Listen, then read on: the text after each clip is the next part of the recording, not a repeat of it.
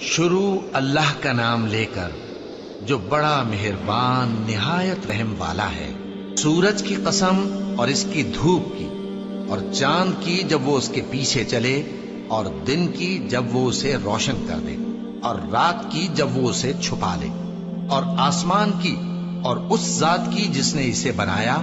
اور زمین کی اور اس ذات کی جس نے اسے پھیلایا، اور نفس انسانی کی اور اس کی جس نے اسے درست کر کے بنایا۔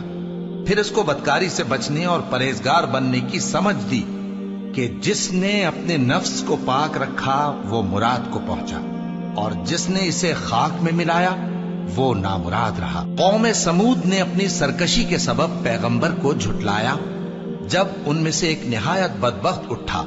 تو اللہ کے پیغمبر صالح نے ان سے کہا کہ اللہ کی اونٹنی اور اس کے پانی پینے کی باری سے خبردار رہو، مگر انہوں نے پیغمبر کو جھٹلایا۔ پھر اونٹنی کو مار ڈالا تو ان کے رب نے ان کے گناہ کے سبب ان کو نیست و نابود کر دیا، پھر سب کو برابر کر دیا، اور اللہ کو ان کے بدلہ لینے کا کچھ بھی ڈر نہیں۔